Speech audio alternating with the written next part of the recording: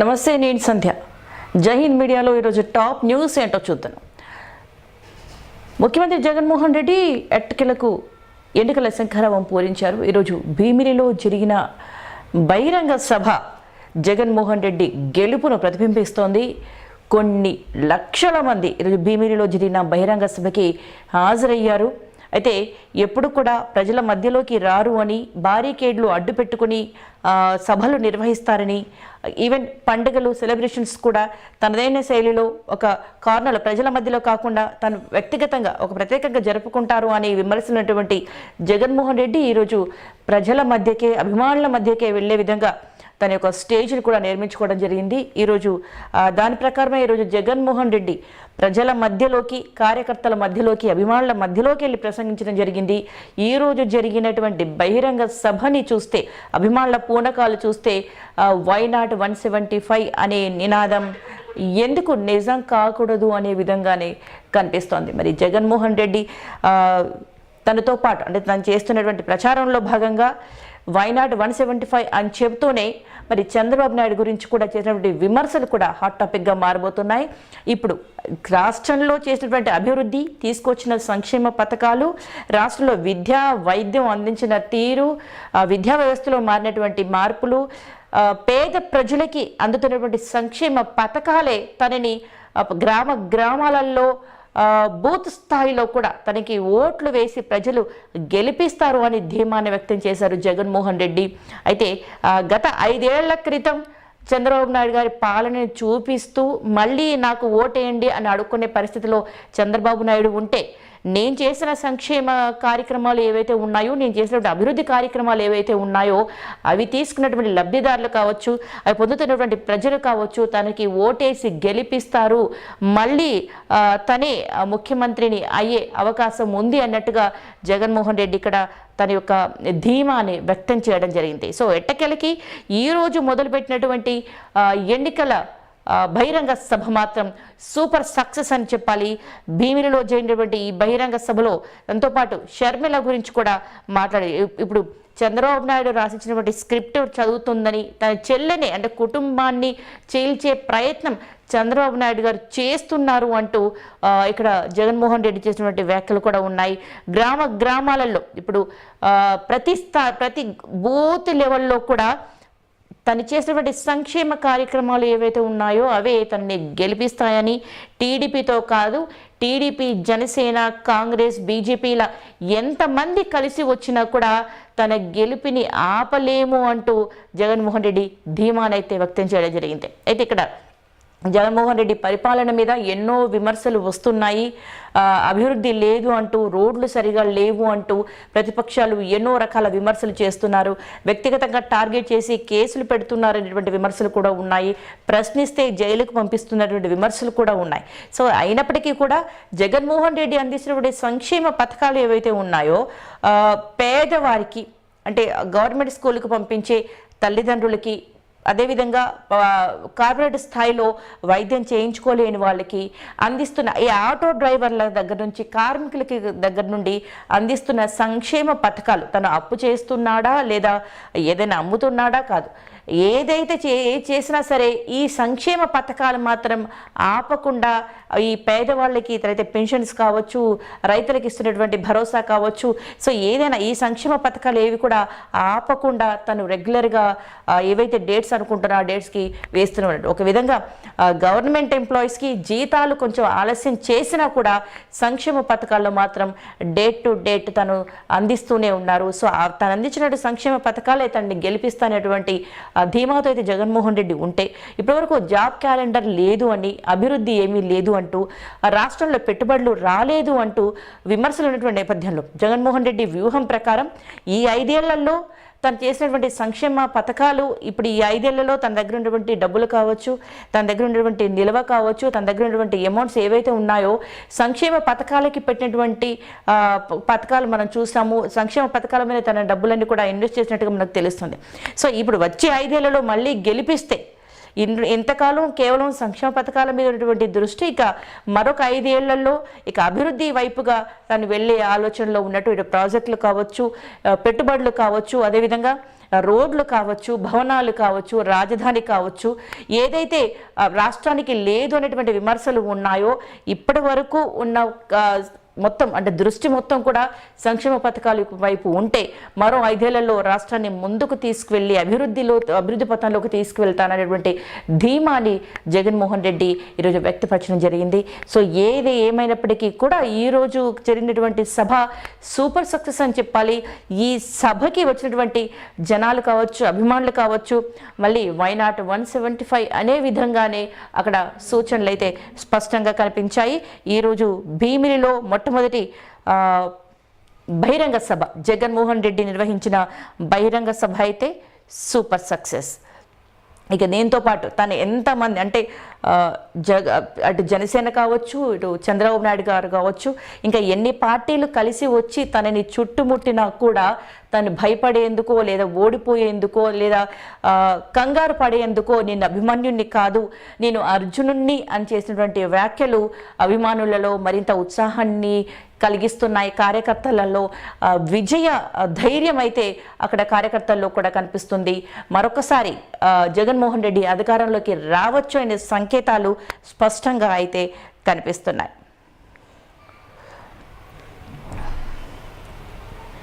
ఇక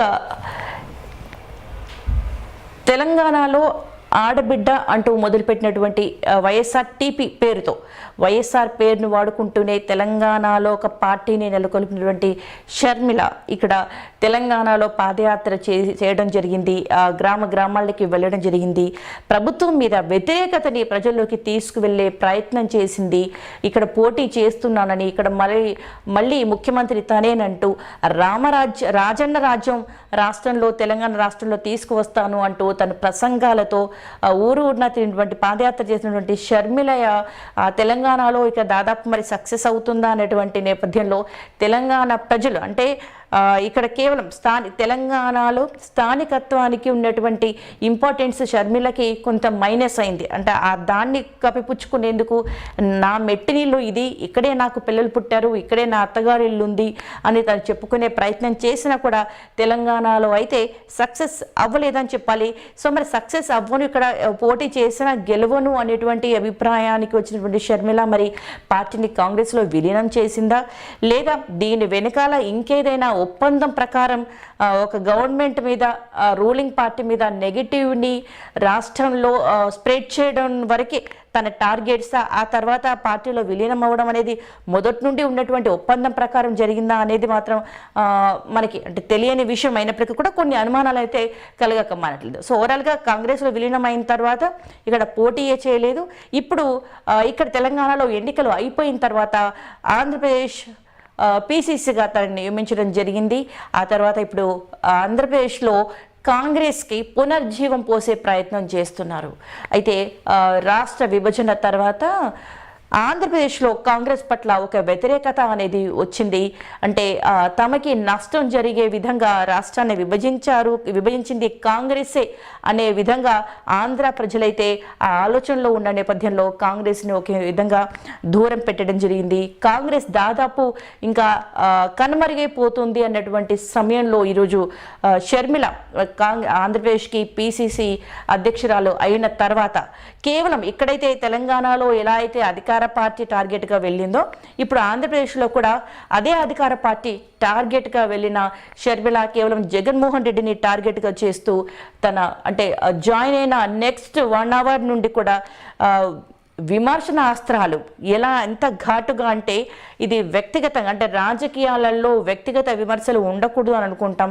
కేవలం షర్మిల మాత్రం అంటే ఇక్కడ అధికార పార్టీలో ఉంది, తన తోడబుట్టు కాబట్టి ఇక్కడ తను చేసిన వ్యాఖ్యలన్నీ కూడా వ్యక్తిగతంగా వెళ్తున్నట్టుగానే ఉన్నాయి. ఈరోజు వైఎస్ఆర్ చనిపోయిన తర్వాత రోజు నుండి తన అధికారంలో అన్నప్పటి నుండి షర్మిల వైవాహిక జీవితం దగ్గర నుండి ఈరోజు జగన్మోహన్ రెడ్డి పరిపాలన వరకు ప్రతిదీ కూడా తన యొక్క చెప్తున్నటువంటి ప్రసంగాలలో ఒక పార్ట్ అవుతున్నాయి.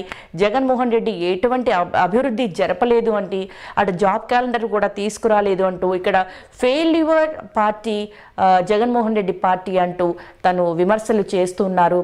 మరి ఇప్పటికే ప్రతిపక్ష హోదాలో ఉన్న టీడీపీ జనసేన జగన్మోహన్ రెడ్డి పట్ల వ్యతిరేకత తీసుకురావడానికి జగన్మోహన్ రెడ్డి ప్రభుత్వంలో వైఫల్యాలను చూపించే ప్రయత్నం చేస్తున్నప్పటికీ కూడా ఇక్కడ షర్మిల ఎంట్రీ మాత్రం అంత వన్ సైడ్ అయిపోయింది.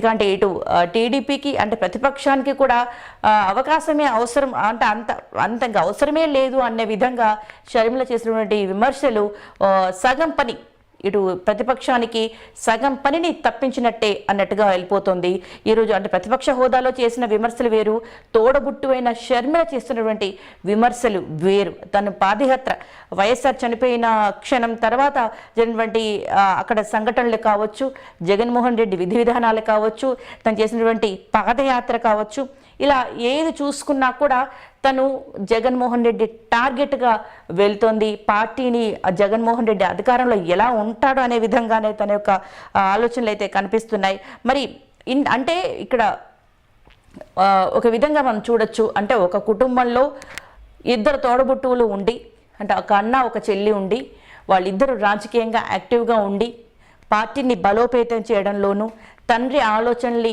ముందుకు తీసుకురావడంలోనూ ప్రధాన పాత్ర పోషించే క్రమంలో ఇద్దరు అన్నా చెల్లెళ్ళు ఉండి వాళ్ళు రాజకీయ శత్రువులుగా మారితే ఎలా ఉంటుంది అనేది ఇట స్పష్టంగా చూపిస్తుంది. మరి ఇంతవరకు అయితే ఎన్నో కుటుంబ పార్టీలు చూసాం. ఈరోజు టీడీపీ కూడా, టీడీపీలో ఒకే కుటుంబంలో ఇప్పుడు బాలకృష్ణ కావచ్చు, లోకేష్ కావచ్చు, చంద్రబాబు కావచ్చు, పురంధరేశ్వరి కావచ్చు, ఇలా ఒకే కుటుంబం నుండి వచ్చిన రాజకీయ నాయకులు ఉన్నప్పటికీ కూడా ఈ రకమైనటువంటి విమర్శలు అయితే మనం ఎక్కడా కూడా చూడలేదు. ఒక చెల్లెలు అయి ఉండి అన్న మీద చేస్తున్నటువంటి విమర్శలు మాత్రం ఇక్కడ ఇక అంటే ఒక విధంగా జీర్ణించుకోలేనటువంటి పరిస్థితుల్లోకి అయితే అవి కనిపిస్తున్నాయి. జగన్మోహన్ రెడ్డి వ్యతిరేకతని తను చూపిస్తూ మరీ వ్యక్తిగత విమర్శలు కూడా చేస్తూనే తమకి ఎందుకు ఓటేయాలని చెప్పే ప్రయత్నం కూడా చేస్తుంది. అందులో భాగంగానే తను ప్రాంతీయ పార్టీలకు ఓటు వేస్తే ఉపయోగం లేదు అని చెప్పే ప్రయత్నం చేస్తుంది. ఇక్కడ మనం గతంలో కూడా చెప్పుకున్నాము, ఇక్కడ తెలంగాణలోను ఏపీలోను జరుగుతున్న ప్రయత్నం ఏంటి అంటే ప్రాంతీయ పార్టీలను మట్టుబెట్టే ప్రయత్నం అయితే జరుగుతుంది. ప్రాంతీయ పార్టీలు లేకుండా కేవలం జాతీయ పార్టీల రూలింగ్ ఉండే విధంగా ఇక్కడ పావులు కదుపుతున్నారా అనే విధంగా కనిపిస్తుంది. తెలంగాణలో ప్రతిపక్ష హోదాలో ఉన్న బీఆర్ఎస్ పార్టీ అలాగే బీజేపీ పార్టీలు, అధికార పార్టీలో ఉన్నటువంటి కాంగ్రెస్లో ఉన్నటువంటి వైఫల్యాలను ఎత్తి చూపించాల్సినటువంటి బాధ్యత ఉన్న బీజేపీ బీఆర్ఎస్ పార్టీలు మరి ఇక్కడ కేవలం అది కాకుండా బీజేపీ మాత్రం బీఆర్ఎస్నే టార్గెట్ చేస్తూ బీఆర్ఎస్ లీడర్లు చేసినటువంటి వ్యాఖ్యల్ని విమర్శిస్తూ ఇక్కడ అంటే అధికార పార్టీ కంటే కూడా ఇక్కడ బీఆర్ఎస్ పార్టీని టార్గెట్గా చేస్తూ వెళ్తుంది బీజేపీ పార్టీ. అంటే ఇక్కడ టార్గెట్ ఏంటి, ప్రాంతీయ పార్టీ టార్గెట్ అనే విధంగా స్పష్టంగా దీనిలో ఈ వ్యూహంలో భాగంగానే ఇక్కడ కేసీఆర్ని ఓడించే ప్రయత్నం కూడా జరిగింది. అందులో సక్సెస్ అయ్యారు మోడీ గవర్నమెంట్ అనేది కూడా స్పష్టంగా కనిపిస్తుంది. ఇకపోతే ఇక ఏపీలో కూడా ఇప్పుడు ఇటు జగన్మోహన్ రెడ్డి పార్టీ కావచ్చు, తెలుగుదేశం పార్టీ కావచ్చు, జనసేన పార్టీ కావచ్చు, ఈ మూడు కూడా ప్రాంతీయ పార్టీలు. అయితే ప్రాంతీయ పార్టీలకు ఓటు వేయడం వల్ల లాభం లేదు అంటూ ప్రాంతీయ పార్టీలు దేనికి ఓటు వేసినా కూడా అది జాతీయ పార్టీ అయినా సెంట్రల్లో ఉన్నటువంటి బీజేపీకి ఓటు వేసినట్టే అనే చెప్పే ప్రయత్నం చేస్తున్నారు. మరి ప్రాంతీయ పార్టీ నిజానికి చెప్పాలంటే ప్రాంతీయ పార్టీలు అధికారంలో ఉండడం వల్ల రాష్ట్రం ఎక్కువగా అభివృద్ధి చెందే ఛాన్సెస్ ఉన్నాయి. ప్రాంతీయత ఉన్నటువంటి అభిమానంతోనో లేదా ప్రాంతీయ లీడర్స్ కాబట్టి అక్కడ ఉన్నటువంటి సమస్యల మీద ఒక పట్టు ఉంటుంది కాబట్టి ఆ ప్రాంతాలను అభివృద్ధి చేసే ఛాన్సెస్ ఉంటాయి. అలాగే రాష్ట్రం నుండి వస్తున్నటువంటి నిధులు ఏవైతే ఉన్నాయో ఆ నిధులు రాష్ట్రానికి పూర్తి స్థాయిలో వినియోగించే అవకాశం ఉంటుంది. అయితే ఇక్కడ ప్రాంతీయ పార్టీలకు ఓటు వేస్తే ఉపయోగం లేదు అంటూ షర్మిల చెప్పడం జరిగింది. కాంగ్రెస్ మాత్రమే అందరికీ న్యాయం చేస్తుంది అంటూ పదే పదే చెప్తున్నారు. నెల్లూరులో తన ఫ్లెక్సీలను కూడా ఇక్కడ తొలగించడం జరిగింది. అంటే కాంగ్రెస్ పార్టీ పట్ల కూడా అంటే తను చేస్తున్నటువంటి విమర్శలు తెలంగాణలో ఎలా తను చేసుకుంటూ పోయిందో సరే అందరూ పట్టించుకోకపోయినా కూడా తను తన స్థాయిలో తన ఆలోచన ప్రకారం తను ప్రచారం చేసుకుంది. అలాగే ఏపీలో అనుకుంటే జగన్మోహన్ రెడ్డి వ్యక్తిగతంగా విమర్శలు చేయడం వల్ల జగన్మోహన్ రెడ్డి అభిమానులు దీన్ని జీర్ణించుకోలేకపోతున్నారు. ఇలా మమ్మల్ని చూసి వైసీపీ భయపడుతుంది అంటూ తను వ్యాఖ్యలు చేయడం జరిగింది. తాము అధికారంలోకి వస్తే సాగునీటి ప్రాజెక్టుల యొక్క పరిస్థితి మారుస్తామని చెప్తోంది. అలాగే ఇక్కడ టీడీపీ జనసేన వైసీపీలకు దేనికి ఓటేసినా బీజేపీకి ఓటేసినట్టే అని చెప్తున్నారు. ఇప్పుడు గతంలో చంద్రబాబు నాయుడు ఉన్నప్పుడు కూడా వైఎస్ఆర్ తీసుకొచ్చిన జలయజ్ఞంలో భాగంగా తీసుకొచ్చిన ప్రాజెక్టుల మెయింటెనెన్స్ సరిగా చూడలేదు అని దాని ద్వారా నీరు అనేది రాష్ట్రానికి అందకుండా పోయింది అంటూ చెప్పడం జరిగింది. ఇక్కడ పోలవరం ప్రాజెక్టు గురించి కూడా అటు టీడీపీ కావచ్చు, ఇటు వైసీపీ కావచ్చు పోరాటం చేయలేదు అని చెప్తున్నారు. ఇక్కడ గత 15 ఏళ్లలో చంద్రబాబు నాయుడు అడిగి అధికారంలోకి వస్తే బీజేపీతో దోస్తీ కట్టి ఈడ రాష్ట్రానికి అన్యాయం చేశారు అంటూ బాబు గారి మీద కూడా ధ్వజమెత్తడం జరిగింది. ఇలా అంటే ఇటు చంద్రబాబు నాయుడు గారిని, ఇటు జగన్మోహన్ రెడ్డి ఇద్దరిని టార్గెట్గా వెళ్తున్నటువంటి షర్మిల మరి రాష్ట్రంలో ఎంతవరకు సక్సెస్ఫుల్గా లాక్కొస్తారు, ఎంతవరకు సక్సెస్ అవుతారు అనేది చూడాలి. అంటే తెలంగాణలో కూడా లాస్ట్ మినిట్ వరకు కూడా తను పోటీలో ఉండబోతోంది, ప్రధాన పోటీ ఇవ్వబోతోందా, తను కూడా ముఖ్యమంత్రి అభ్యర్థి అవ్వబోతోంది అంటే ఇక్కడ వైఎస్ఆర్ తనయ కాబట్టి అంత ప్రియారిటీ, తన వాక్లో ఉన్నటువంటి స్పష్టత కావచ్చు, తన వాగ్దాటి కావచ్చు, సబ్జెక్ట్ కావచ్చు, ఒక మాస్ లెవెల్లో దేనికైనా అంటే తన అధికారంలో రావడానిక లేదా తన అనుకున్నది సాధించడానికి ఎంతకైనా సిద్ధం అనే విధంగా ఉన్నటువంటి ఆ మొండి వైఖరి కావచ్చు. షర్మిల ఒకంత గుర్తింపు అయితే తెలంగాణలో తెచ్చుకుంది. కానీ చివరి నిమిషంలో ఎలా అయితే విత్డ్రా అయిందో మరి ఏపీలో కూడా అలాగే విత్డ్రా అవుతుందా లేదా పోటీలో నిలబడుతుందా? ఇక్కడైతే స్పష్టంగా అయితే ఒకటి అర్థమవుతుంది ఏంటంటే ఇప్పటికిప్పుడు ఆంధ్రప్రదేశ్లో షర్మిల పోటీ చేసి కాంగ్రెస్ పార్టీ అధికారంలోకి వచ్చే ఛాన్సెస్ అయితే లేవనే చెప్పాలి. అయితే షర్మిల రాక వెనుక జగన్మోహన్ రెడ్డి హస్తం ఉంది అనేది కూడా ఒకటే. ఎందుకంటే కాంగ్రెస్లో ఉన్న క్యాడర్ అంతా కూడా వైసీపీలోకి వెళ్ళిన సంగతి తెలిసిందే. అంటే వైసీపీలో ఉన్న వాళ్ళంతా 90% కాంగ్రెస్ వాళ్ళే కాబట్టి ఇక్కడ ఓట్ బ్యాంక్ చేయకుండా అన్నా చెల్లెలు ఇద్దరు కలిసి ఒక నాటకం ఆడుతున్నారు అంటూ టీడీపీ విమర్శల్ని చేస్తుంది. మరి ఇది ఎంతవరకు నిజమని చూడాలి. మరి అసలు ఇక్కడ షర్మిల పోటీ చేస్తుందా? పోటీ చేస్తే ఎక్కడి నుండి చేస్తుంది? పులివెందుల నుండి కనుక షర్మిల పోటీ చేస్తే జగన్మోహన్ రెడ్డి ఆడ ఓడిపోవడం గ్యారెంటీ అనే విధంగా కూడా ఉంది. ఎందుకంటే రెడ్డి సామాజిక వర్గం, తన కుటుంబ నేపథ్యం, ప్రాంతీయ నేపథ్యం పులివెందుల మీద ఉంది కాబట్టి ఈరోజు షర్మిల కనుక నిలబడితే షర్మిలకే ఓటు వేసే విధంగా అక్కడ స్థానికులు అయితే కనిపిస్తున్నారు. జగన్మోహన్ రెడ్డి అక్కడ ఓటమి తప్పదు అనే విధంగా అయితే వ్యాఖ్యలు వినబడుతున్నాయి. కాబట్టి మరి జగన్మోహన్ రెడ్డి పులివెందుల నుండి పోటీ చేస్తారా, కమలాపురం నుండి జగన్మోహన్ రెడ్డి పోటీ చేస్తారటువంటి ఊహాగానాలు కూడా వస్తున్నాయి. మరి షర్మిల పోటీ చేస్తుందా చెయ్యదా అనేది కూడా ఇంకా డౌట్గానే ఉందని చెప్పొచ్చు.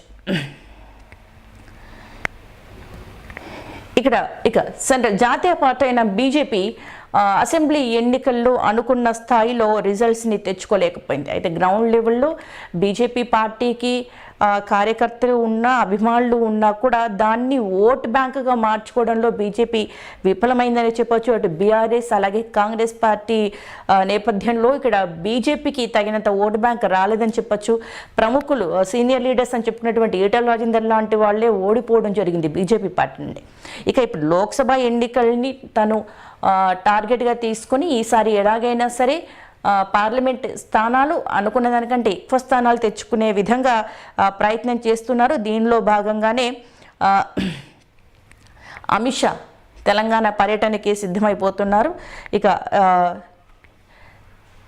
అమిత్ షా పర్యటనలో భాగంగా ఇక్కడ తెలంగాణ ప్రచారంలో ఏమేమి అంశాలు ఉండబోతున్నాయి అంటే ఇక్కడ మహిళలకి రిజర్వేషన్ ఏదైతే ఉందో, మహిళా నాయకులకి రిజర్వేషన్ ఏదైతే ఉందో దానిని ఎక్కువగా చూపించి ఆ మహిళా రిజర్వేషన్ బిల్లుల్నే ప్రచారణ అస్త్రంగా ఉపయోగించుకునే ప్రయత్నంలో బీజేపీ ఉంది. దాంతోపాటు మనకి అయోధ్య రామమందిర నిర్మాణం, ఇప్పుడు జ్ఞానవాపిలో కూడా అక్కడ కూడా మసీదు గ్రౌండ్లో శివాలయం ఉంది అనేటువంటి వార్తలు వచ్చాయి కాబట్టి అక్కడ పైకి మసీదు కనిపిస్తున్న గ్రౌండ్ లెవెల్లో శివాలయం ఉంది అనేటువంటి వార్తలు వచ్చాయి కాబట్టి ఇక్కడ జ్ఞానవాపి అంటే టెంపుల్ని కూడా శివాలయాన్ని పునర్నిర్మాణాన్ని నిర్మించడంలోనూ ఇక్కడ అయోధ్య నిర్మాణంలోనూ ఇలాంటి అంశాలు అంటే ఎన్నో ఏళ్లుగా సమస్యాత్మకంగా ఎన్నో సున్నితమైనటువంటి అంశాలను కూడా బీజేపీ పార్టీ చాలా ఈజీగా సునాయాసంగా క్లియర్ చేస్తూ హిందువులకి ఏది కావాలో అది అందించే ప్రయత్నంలో ఉంది. అలాగే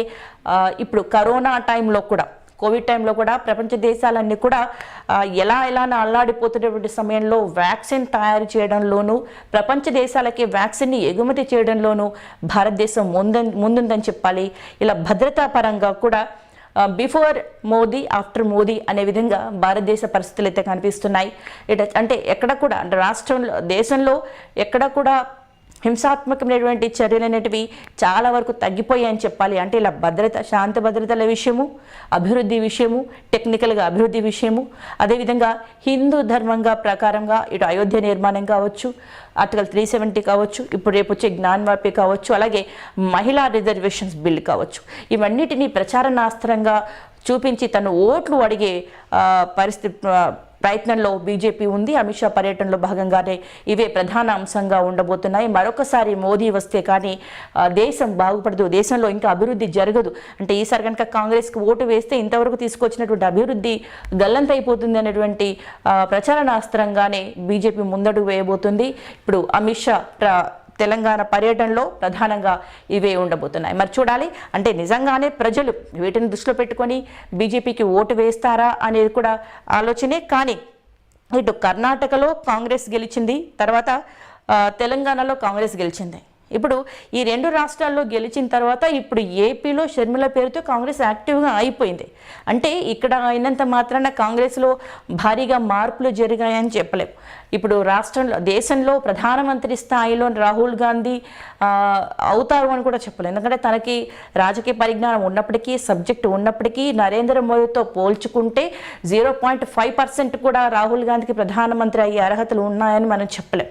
సో ఇది దృష్టిలో పెట్టుకొని రాష్ట్ర స్థాయిలో ఏ పార్టీ ఉన్నప్పటికీ కూడా కేంద్ర స్థాయిలో, జాతీయ స్థాయిలో మాత్రం బీజేపీ పార్టీయే ఉండాలి అనే విధంగా ఇటు ప్రజల యొక్క ఆలోచన, అన్ని రాష్ట్రాల ప్రజల ఆలోచన ఉండొచ్చు. సో ఈ నేపథ్యంలో మరి మరొకసారి మోదీని గెలిపించుకునే ఆలోచనే ఉంది. ఆ ఆలోచనలో భాగంగానే, ఆ ప్రచారంలో భాగంగానే ఈరోజు అమిత్ షా తెలంగాణలో పర్యటన చేయబోతున్నారు.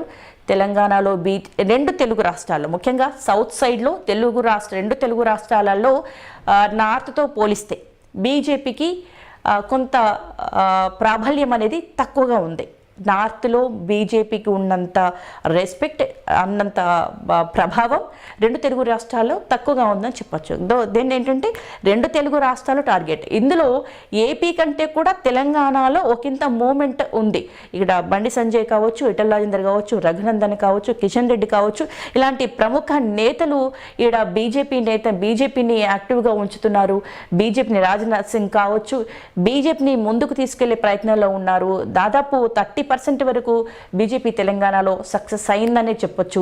రాష్ట్ర స్థాయిలో కాకపోయినా జాతీయ స్థాయిలో బీజేపీని గెలిపించుకోవాలనే ఆలోచన తెలంగాణ ప్రజలకైతే ఉంది. సో దానికి కాస్త యాడింగ్గానే ఈరోజు అమిత్ షా పర్యటనలో భాగంగా ఇలాంటి ప్రచారణ అస్త్రాలు ఉండబోతున్నాయి. మరి అమిత్ షా పర్యటన ఎలా ఉండబోతుంది, నిజానికి లోక్సభ ఎన్నికల రిజల్ట్స్ ఎలా ఉండబోతాయో కూడా చూడాలి.